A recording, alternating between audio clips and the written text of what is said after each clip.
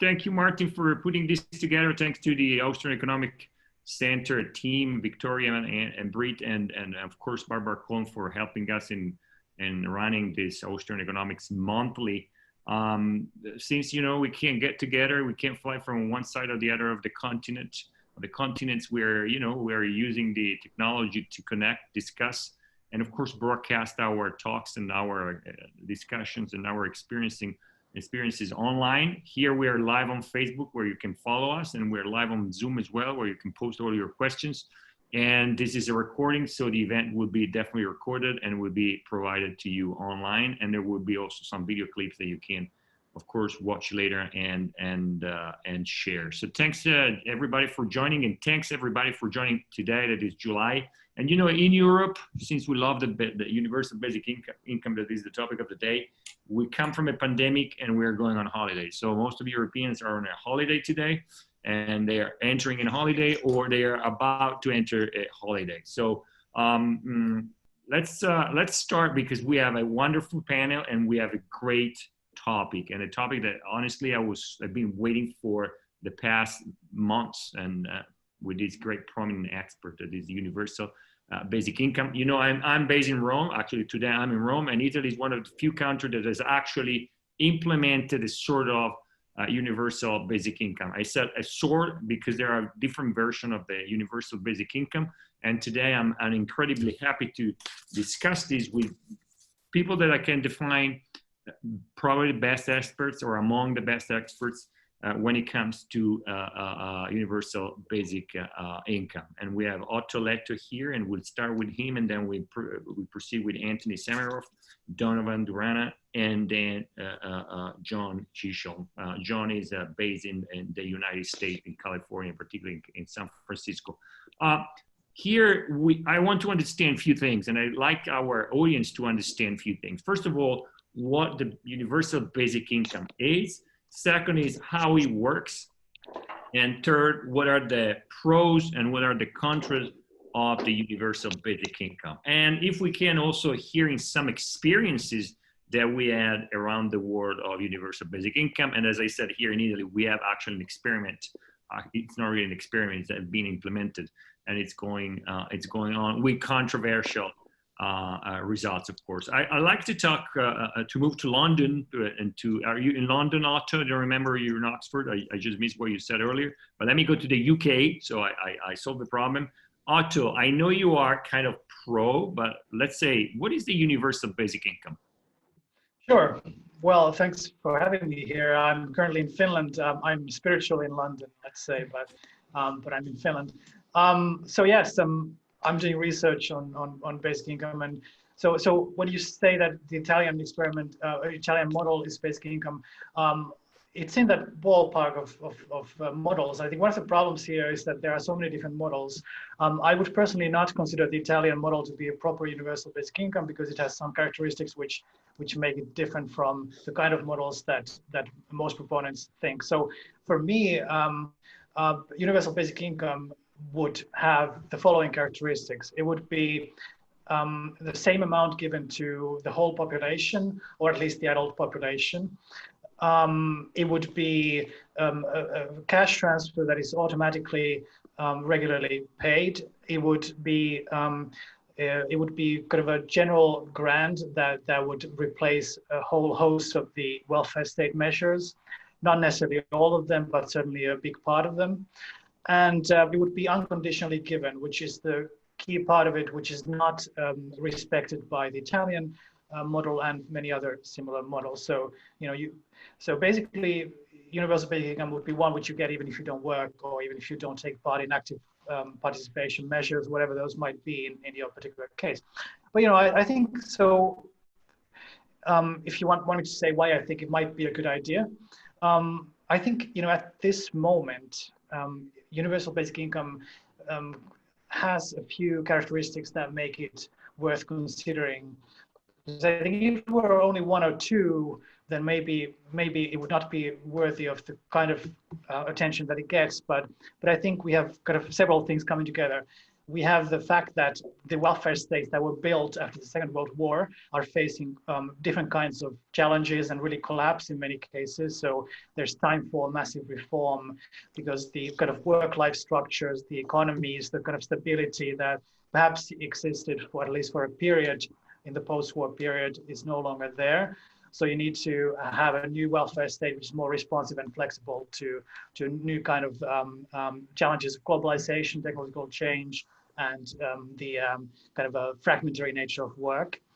And I think also from a liberal point of view, I think there are a few reasons to think that it might be improvement over the current system, even if we don't think that it would be, if we had the magic wand, then maybe it's not what all of us would like. But I think we don't have a magic wand, and we start from where we are, and the status quo is very imperfect.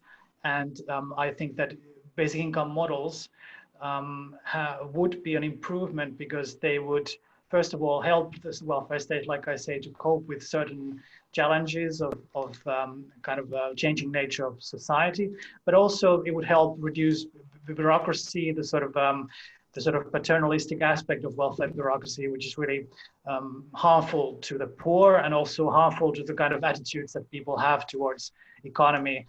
It would sort of give more responsibility to poor people, even though it would be unconditional cash transfer, because it would enable them to make the best choices of how to use that money and not to be sort of tools of administration.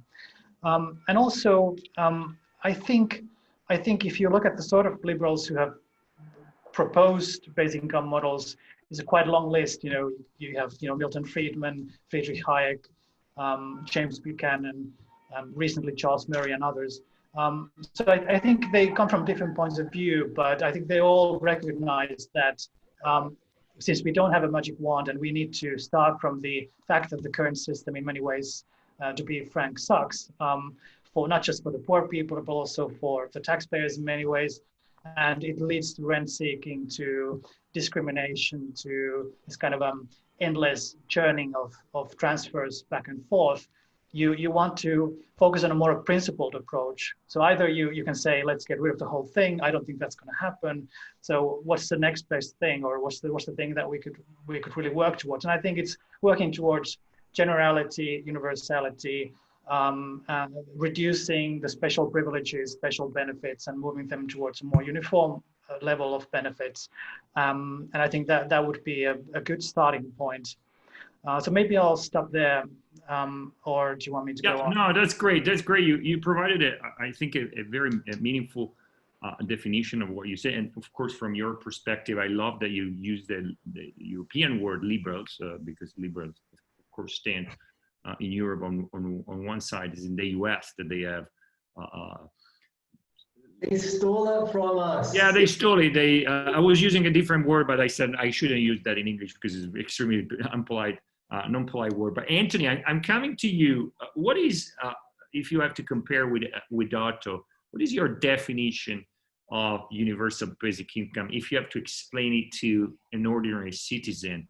And I understand, of course, you are a less positive approach toward it, but where you stand and what do you think? Why do you think it could be good or it could be bad? Okay, thank you for the question.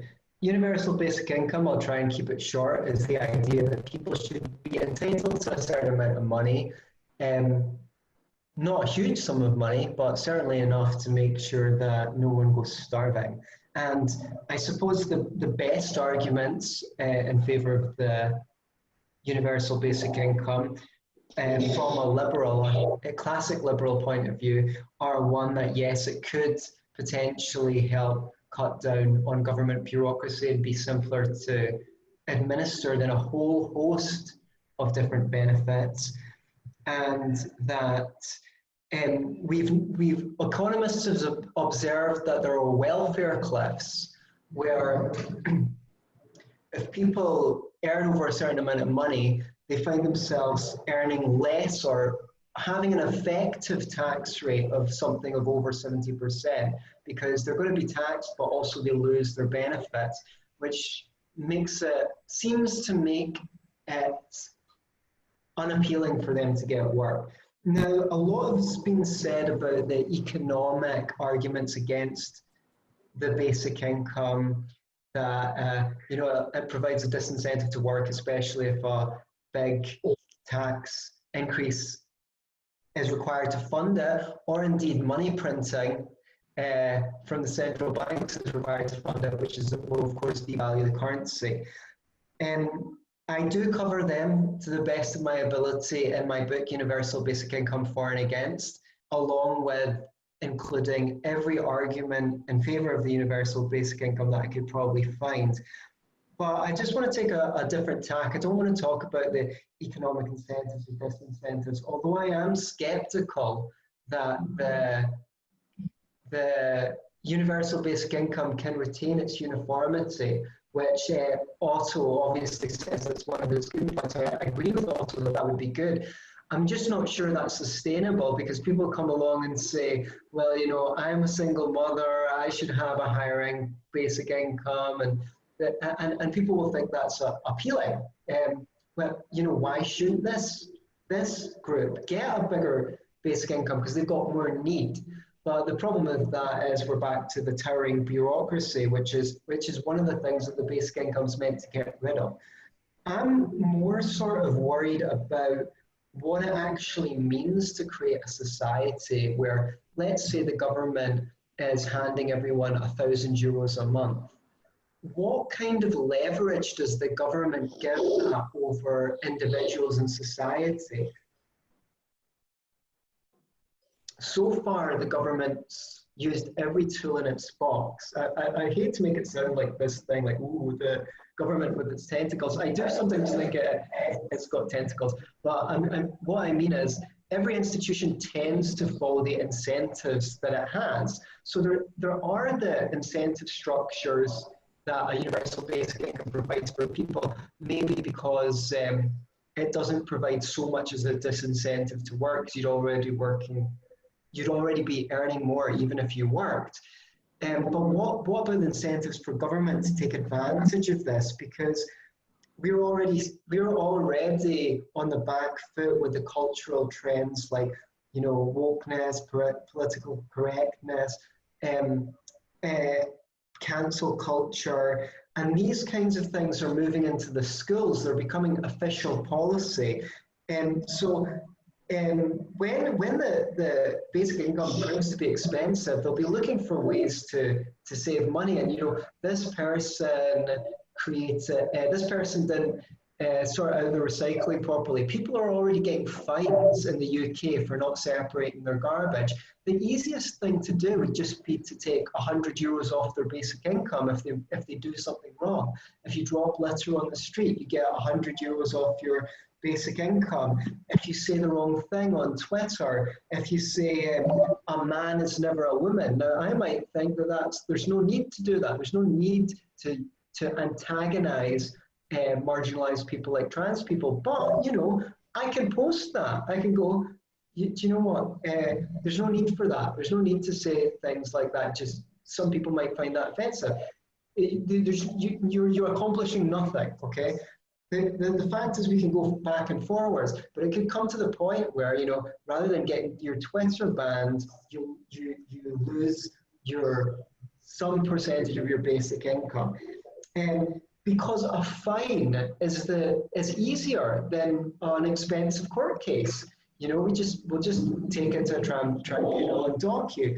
Then the government will start nudging people. Oh, this person volunteers for charity. They should have a bigger, higher basic income. It's only fair.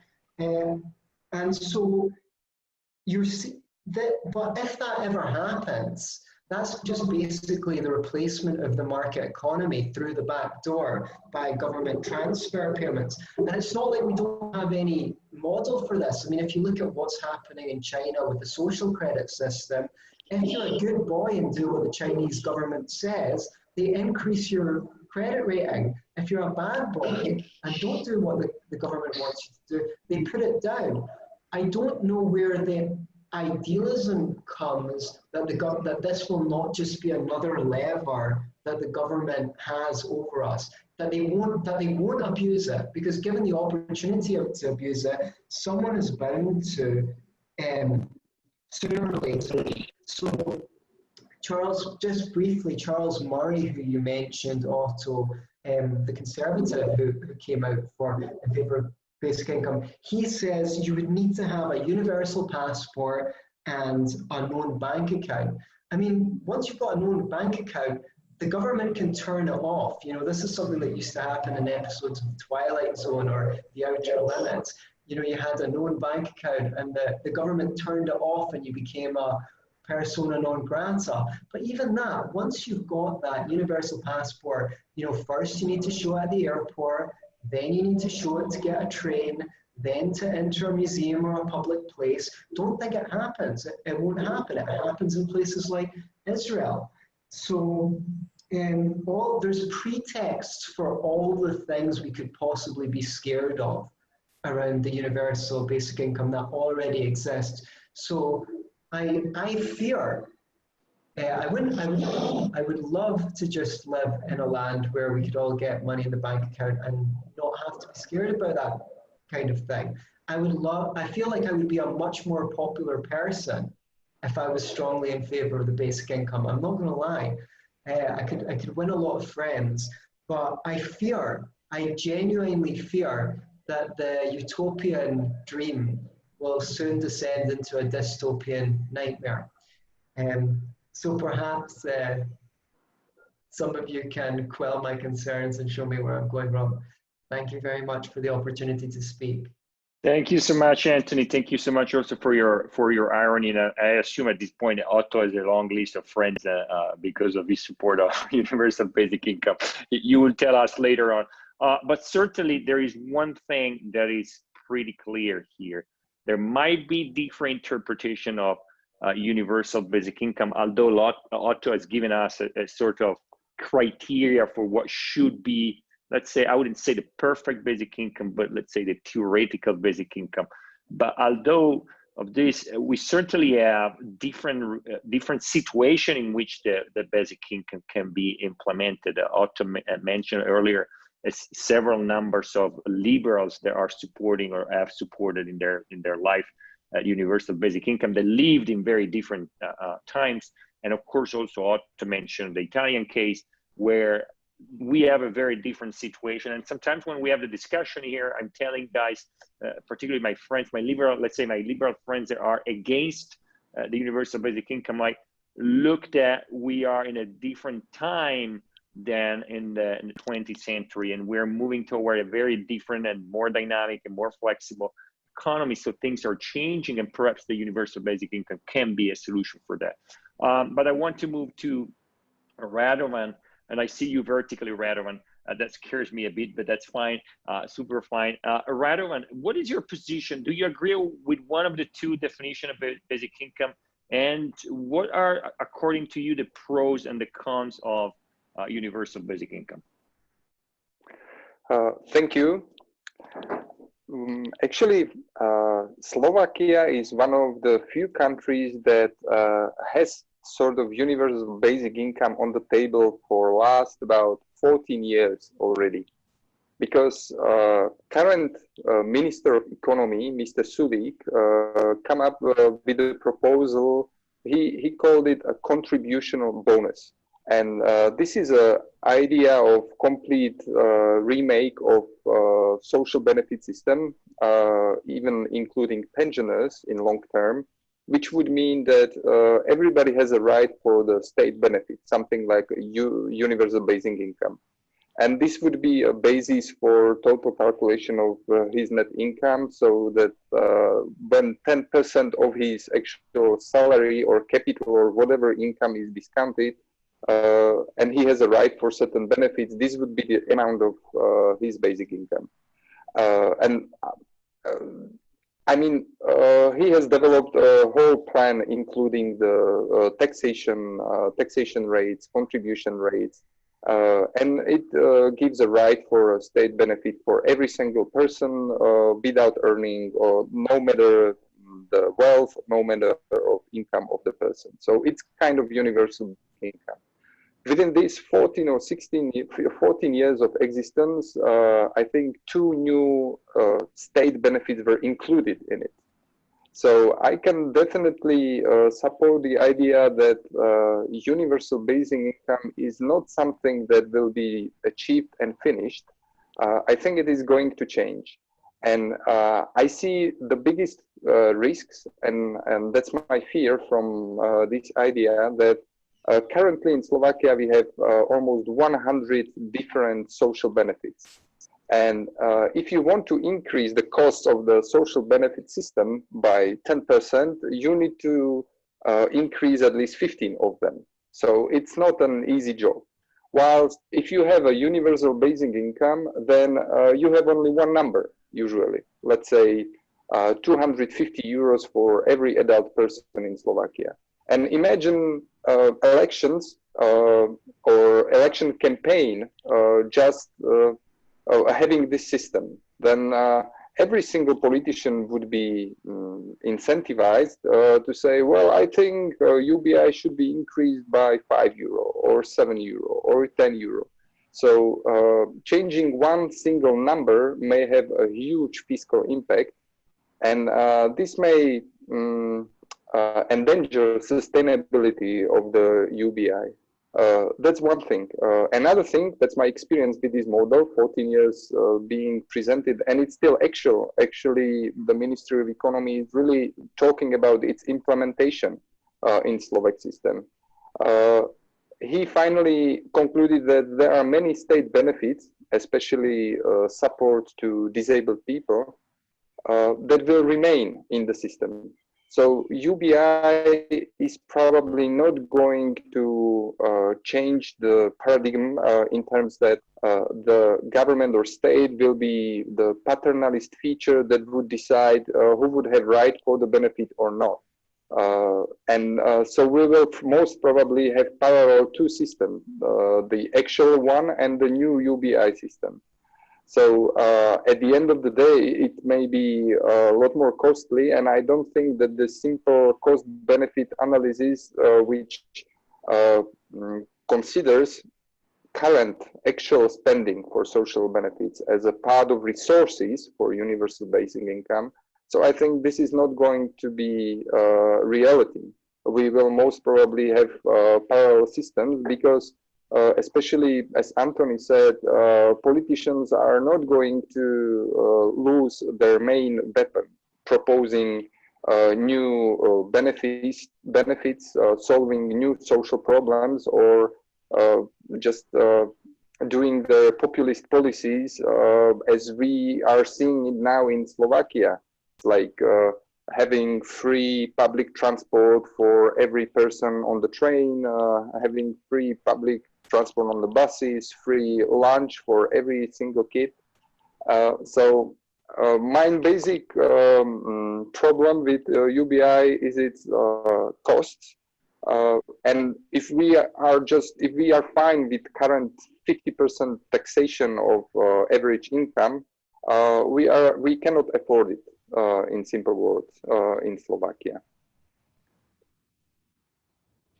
Thank you so much, Radovan. I see definitely your points, and thanks also for bringing the experience of Slovakia. Certainly in the past years, the most recent years in Europe, the discussion around the UBI, as you call it, or universal basic income, has increased because we have to admit this in the discussion.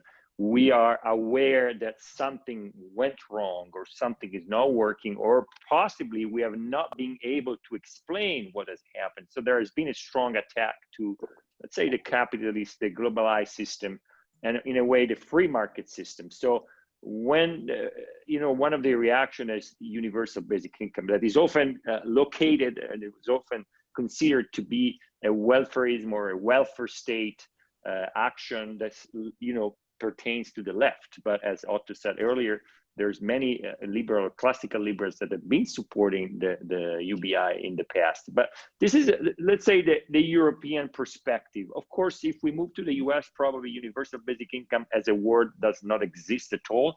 But John, let us know what is your idea, your position, and if or any in the US has been talking about UBI in the past years. John, we don't hear you. We see you. You are in hear San me? Francisco. You are in San Francisco, but you have a very bad broadband. That's something that tells us that either China is interrupting your bandwidth, or Trump America is falling apart. Can you hear me now? We hear. Am I clear? We see you freezing, but we hear you. Okay, great. Well, first of all, thanks so much for having me. I've found the remarks of all of the panelists so far really enlightening. I would just have 5 quick points to make about UBI. Number one is the cost of it.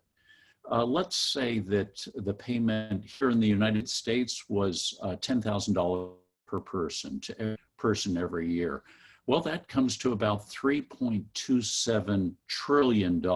We have roughly, if you include children as well as adults, and that is close to about 88% of the total news collected each year by the IRS for the federal government, which is about 3.7 trillion.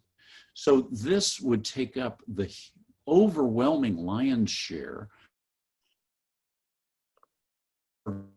Nothing hardly left for education, roads, defense, medical research, you name it.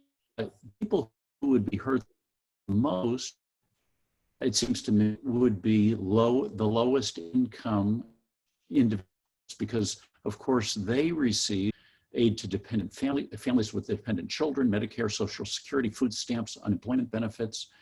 And if these are going to be preserved, something's got to give. All of the other things I mentioned will have to be even cut back further, or taxes will have to be raised dramatically, or to borrow even more money than we currently do. So ironically, much of the money would come from middle and lower middle income individuals, and their taxes will transfer to wealthier people. And so again, the lowest income individuals and households, I think, would be hurt the most. Second point is the inefficiency of money passes through government hands, costs are incurred in handling it for billing, collection, application, processing, verification, distribution, customer service, enforcement, adjustments, penalties, adjudication. Let's say all of those expenses were only 5% of the total. Well, that means that a taxpayer who paid $10,000 in taxes would only get $9,500 back. It would be much better to, wherever possible, neither tax nor redistribute in the first place.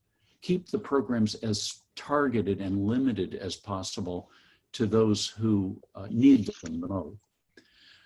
Third point is the negative consequences for individuals in society. Work is much more than just paying for basic needs. It gives people a sense of pride, of independence, in being able to provide for themselves and their families. What happens when there becomes government rather than being society? Workplace provides a sense of community with common goals and responsibilities with your coworkers. This would be lost. Negative consequences for the economy and society.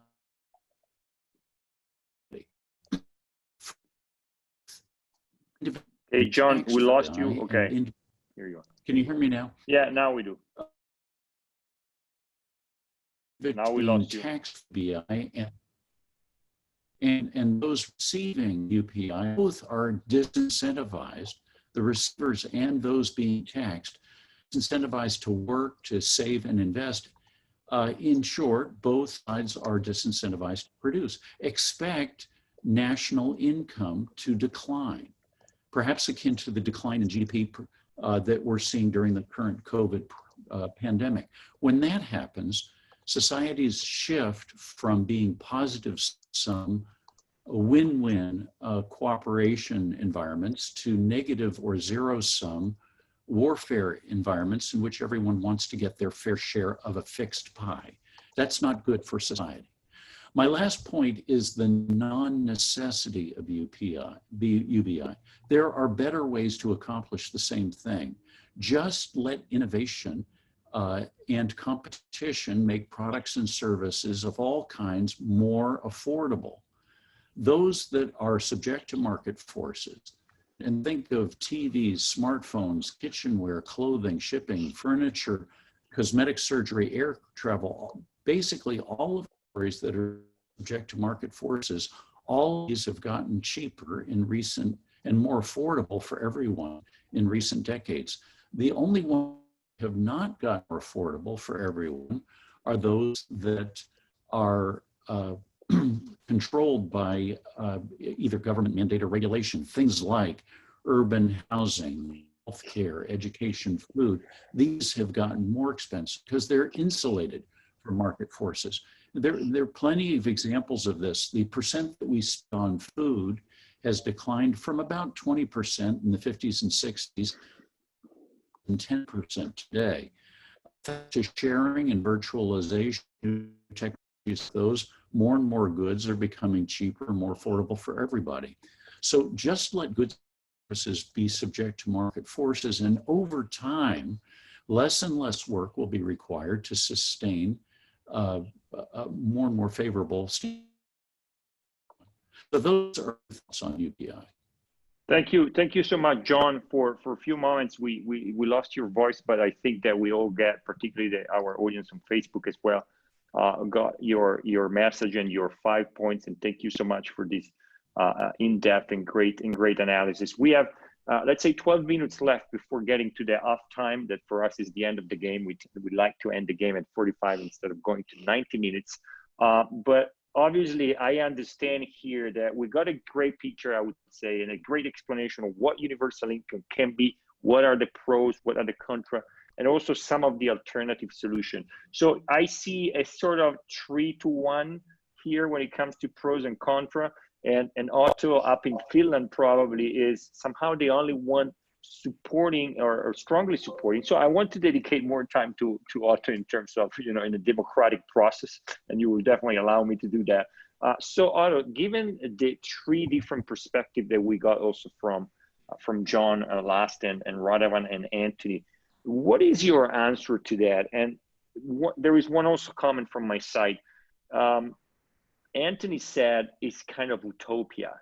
I would say more, it also depends on the responsibility on individuals as well. Don't you think that instead of utopia, your opinion or your approach relies too much on very responsible citizens? No, I don't think so. I think universal basic income is very flexible in terms of, you don't need everybody to be good or responsible. What you need is you need to have certain rules of the game, which you try to enforce as well as you can. And knowing politics and knowing people, you never can fully, but you can try to enforce the rule of the law, and you can try to enforce general principles, and you can try to make the governance process more responsible. There are a couple of things that I want to say. First of all, I think universal basic income is very unlikely to be implemented in the optimal theoretical sense, as from the pages of Capitalism and Freedom, like the negative income tax model in Friedman's case. But I don't think this is really a big problem. It's something that we have to be recognized, of course, but I think it's more of a directional thing. What kind of a direction is better? And I think despite the dangers of universality, one of which is, of course, the one that if you have sort of a big pot of money, everybody will want to have their hands on it. But at the same time, if you have sort of multiple, sort of never-ending sequence of small pots, that might be worse overall if you end up with kind of a competition on the margins where everybody wants to build their own pot for themselves. So it's not clear whether particularity or generality leads to worse outcomes in terms of the use of money. Also, one very important thing that I need to emphasize here is that counting the cost of the program, I think John is very right to be worried about the cost of the program, but I think counting the gross cost of the program is not going to be very fair or realistic, because what you do you count the net cost of the program, and if you do that, you reach figures which are far below the 80% of government expenditures, or whatever it may be in the particular case. The realistic scenarios count that if you count the net cost, which, because basically you pay people nominally their basic income, most people paid back effectively through changes in tax structure. So it's sort of a net transfer to most people in the upper brackets. So this doesn't cost people anything except for the small transaction cost, which may be a few percentage points of the overall system. But counting those together, the realistic scenarios put the cost of universal basic income scheme somewhere like you have to raise taxes by a few percentage points usually, but not by those kind of figures.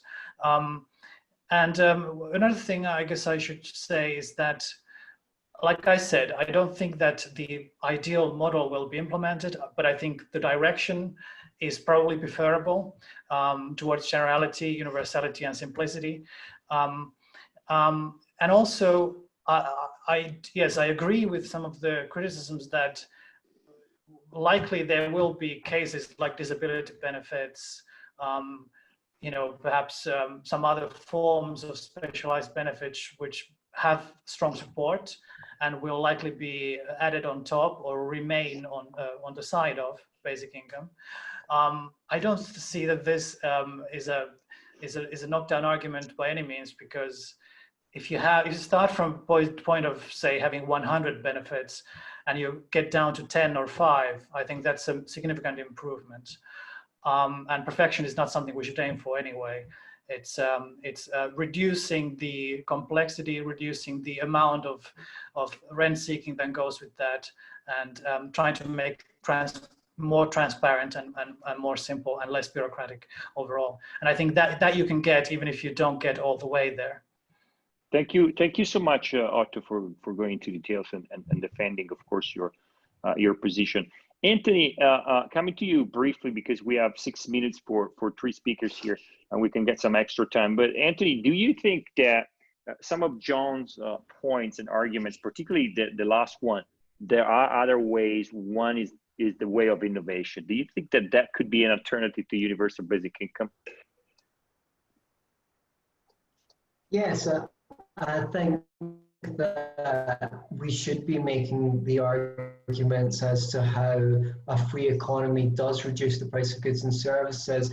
If you look at the areas in society, particularly housing, you see huge amounts of government intervention to stop people from building and things like that. We could massively reduce the price of accommodation, which would increase society's ability to cater to the poor. Open free trade to all nations. We should be able to import goods from the poorest countries in the world in order to help the people there escape poverty, but also to provide people on the lower end of the income ladder with cheap goods. Also, a kind of halfway house. I don't think we're at the point of doing away with socialized healthcare or schooling anytime soon, but certainly the government could offer a voucher system that and deregulate the housing and healthcare market to make sure that most people, the people who want to provide cheap, affordable healthcare and education can innovate. And I think that covers many of the ways. There's other things like the cost of childcare has gone up, and that's largely due to regulations. There's lots of things governments could do to free up the economy that would particularly help those at the bottom of the economic ladder. The question is, how convincing can we be when it comes to these things when we go to the general public? Thank you so much, Anthony. Radovan, one of the and you are in Slovakia, where you said there is a system quasi close to universal basic income, and as well as here in Italy. But don't you think that what Otto has explained in terms of there is a kind of model doesn't really apply to all countries, because in the political debate still universal basic income is not well appreciated or even not well understood, and therefore we get, like in the case of Italy, a kind of blend, a kind of, overwhelming of systems, because here in Italy we have universal basic income that apply, it's so-called universal basic income applies only to few. Otto said clearly it should go to everybody unconditionally. Instead here it goes to some. And then there are so many rules to which to apply to get to the universal basic income that to me is no longer a universal basic income. Do you think that this might happen in Europe? Because of political party and fights, we will have a blend that is at the end is not a universal basic income, but is a cost for the community. Well, let's say, unemployment benefits on the European level. It's something that is currently discussed or has been discussed for several years in European Union, and we are still not having it. So I'm quite skeptical to a harmonization of these benefits, especially if we should have make the decision what will be the difference between UBI in Italy and Germany. That would be very difficult political task on the European level. So some harmonization is too far. And I'm just thinking about the referendum in Switzerland, like why.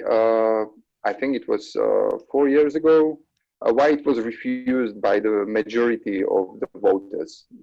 That's sort of response to your question about the public acceptance of the system and popularity of the system of UBI. And I would like to quote one economic study that was focused on the thing on economic inequality, its perception. And especially they raised the question, what kind of system people would like to live, with inequality or not? And people in general responded they want to live in unequal system that has fair economic conditions. So they want to have different rewards for different talents and for different people. And I think this is in contrast to the idea that we all should have the same right for the same benefit. And especially in Slovakia, where almost 10% of the population is Roma population, and there is a big tension between majority and Roma population. I think this is kind of impossible at the moment in our country. Thank you so much, Radovan, also for entering some specific cases. And please, if you can share the study with us, and we'll make sure that it goes to all our audience and also future audience. John, let me end with you.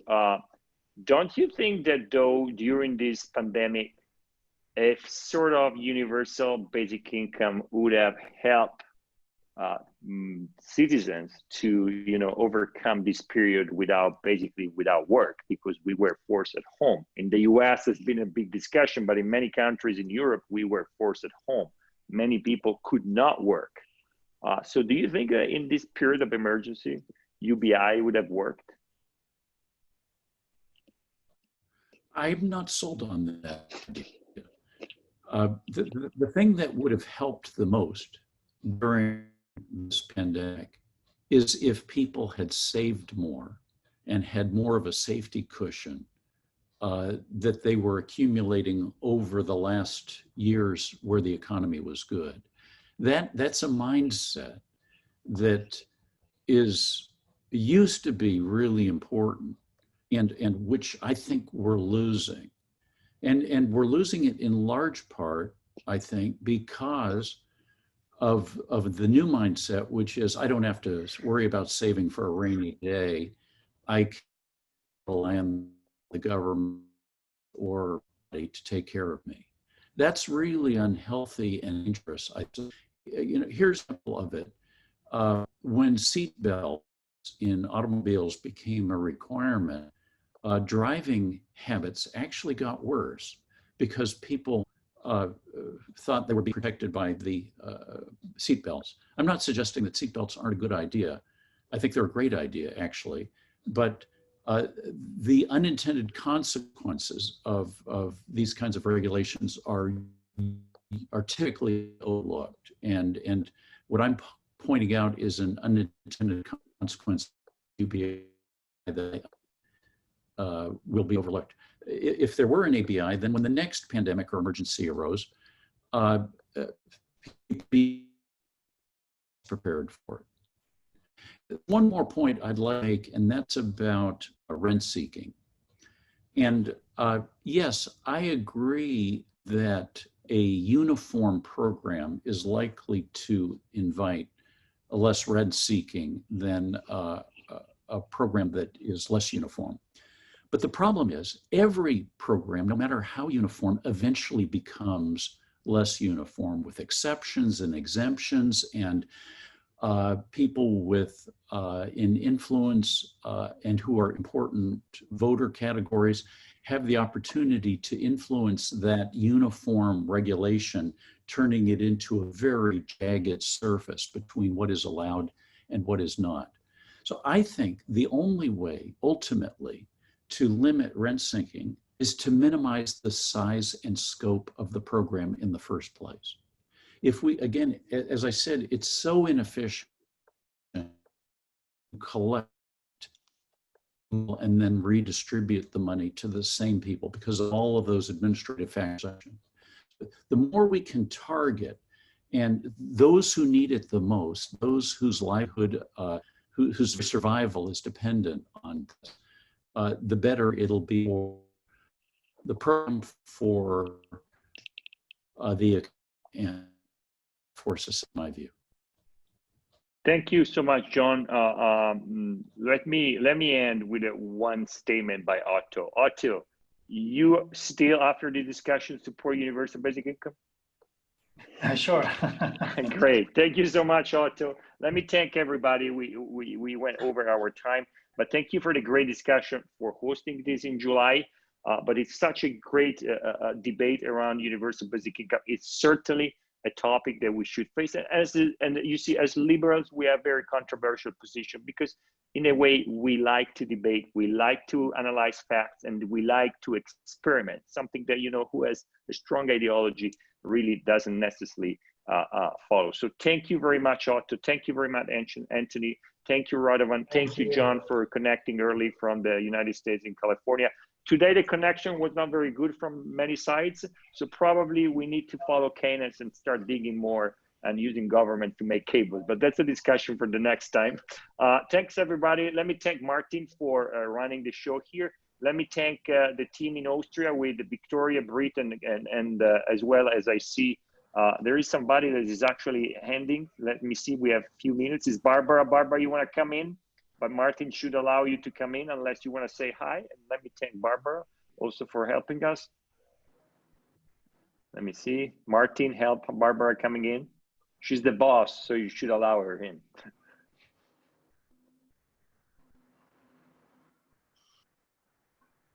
Martin?